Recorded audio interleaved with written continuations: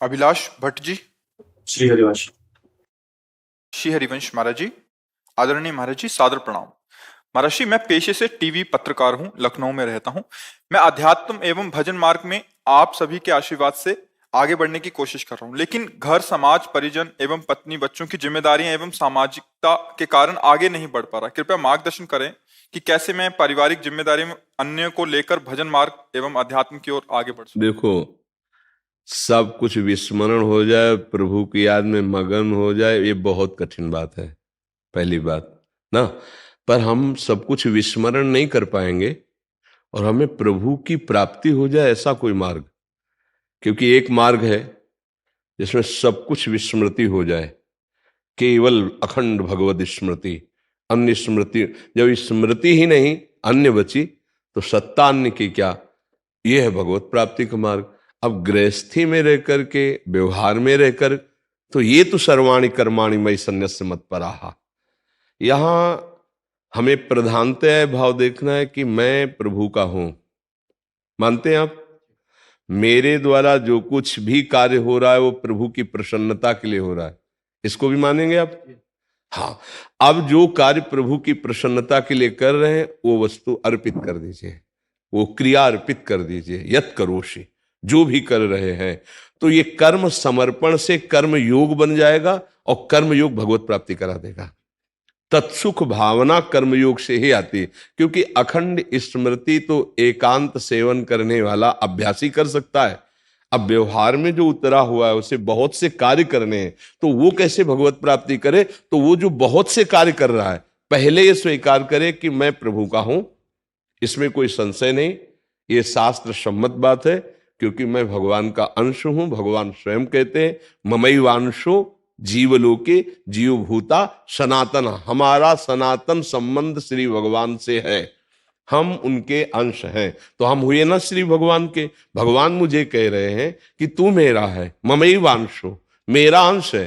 तो मुझे पलटकर बस यही स्वीकार करना है कि प्रभु मेरे हैं, मैं उनका हूं। ये बात स्वीकार, पहली भगवत प्राप्ति के लिए ये स्वीकृति जोर की, मैं प्रभु का, प्रभु मेरे। अब दूसरी बात, जब मैं प्रभु का हूं तो सारी सृष्टि प्रभु की है।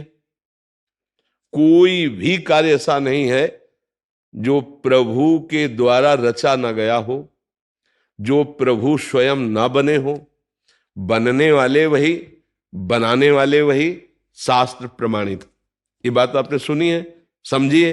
तो अब जो आप बर्ताव कर रहे हो वो उन्हीं के आदेश का पालन करते हुए, चाहे वो व्यवहारिक हो, व्यापारिक हो, किसानी हो, सामाजिक हो, परमार्थिक हो, सब संपूर्ण सृष्टि में जिसके लिए जो आदेश है, जिसके लिए जो पद मिला है, जो कर्तव्य मिला है, वो अगर अपनी ईमानदारी से उस कर्तव्य का पालन करे और उसे भगवान को समर्पित कर दे तो उसकी स्मृति जागृत हो जाएगी।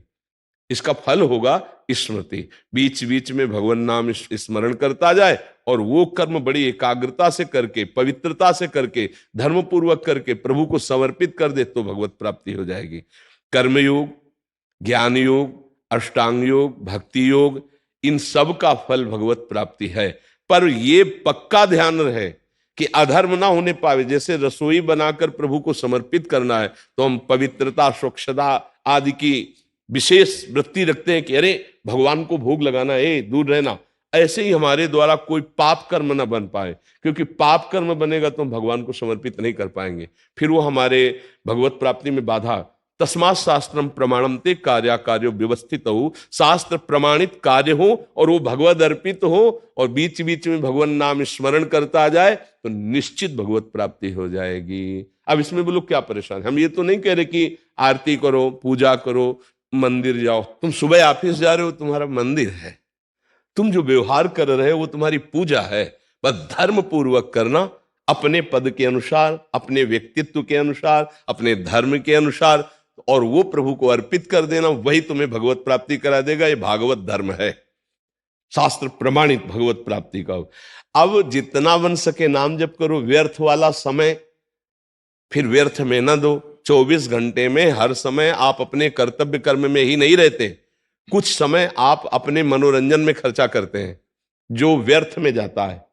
उस व्यर्थ के समय को यदि हम अध्यात्म में लगा दें और जो समय सेवा में लगाए वो समर्पित कर दें, बहुत बढ़िया महात्मा हो जाएगा अंदर से, वो संसारिक वेशभूषा में महात्मा हो जाएगा। देखो कुछ समय मनोरंजन में जो आप विविध प्रकार के लगाते हैं, उससे आपको क्या लाभ मिला अभी तक? समय बहुत कीमती है और उसे व्यर्थ में नष्ट नहीं करना चाहिए। जैसे कुछ लोग गेम खेलना है या टीवी आदि के व्यर्थ की जो बातें देखनी, व्यर्थ का समय नष्ट कर, बहुत प्रकार से प्रपंच में व्यर्थ समय नष्ट किया। हम प्रार्थना करते हैं बस वो व्यर्थ करने वाले समय को दे दो।